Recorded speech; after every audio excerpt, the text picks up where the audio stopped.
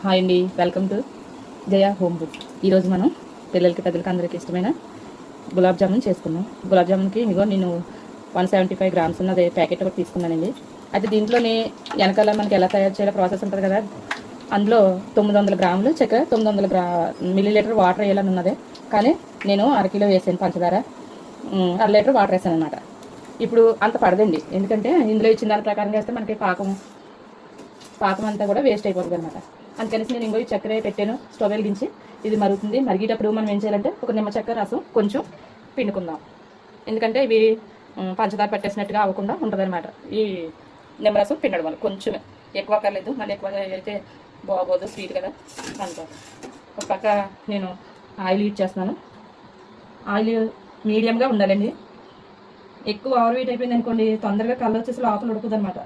దాని గురించి మీడియంగా ఉంచుకుని ఈసారి పిండిని మనం ప్యాకెట్ కట్ చేసుకుని ఇందులో చేద్దాం.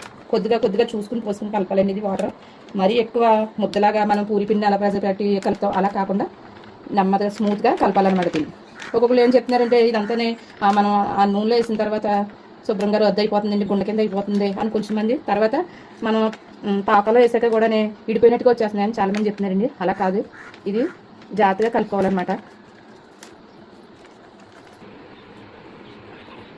ఇలా ముద్దకని చేసుకున్నాం కదండి, దీనికి కొంచెం ఆయిల్ మన చేతికి అప్లై చేసుకుని ఇలాగా రౌండ్గా చిన్న చిన్న బాల్ లాగా స్మూత్గా ఇలాగంటే చక్కగా వచ్చేస్తుంది అనమాట. అది ఒక్కొక్కటి నూనెలో వదులుకున్న పర్వాలేదు, మనం ఫాస్ట్గా చేయలేము అనుకుంటే కొన్ని చేసుకుని కొన్ని ఉండలు చేసుకుని జాగ్రత్తగా పక్కన పెట్టేసేసి, అప్పుడు నూనె మాత్రం జాగ్రత్తగా చూసుకోండి. మరీ ఓవర్గా వేడైపోయిందంటే శుభ్రంగా బ్లాక్గా అయిపోతాయి అనమాట. వేసిన వెంటనే కూడా నలుపు వచ్చేస్తాయి, లోపల అసలు ఉడకదు. చూడండి, ఇలా చిన్న చిన్న బాల్స్ చేసాం కదా, ఇవన్నీ నూనెలో వదిలేదు.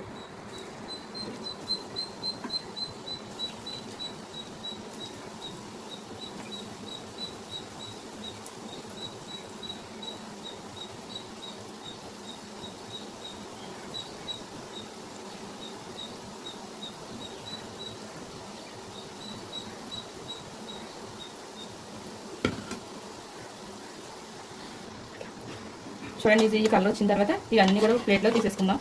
ప్లేట్లో తీసుకునేటప్పటికి ఒక నిమిషం అలాగే చల్లటాయి కాబట్టి ఒక నిమిషం అయిన తర్వాత మనం మరిగించి పెట్టుకున్నాం కదా, ఆ పాకులో వేసాం.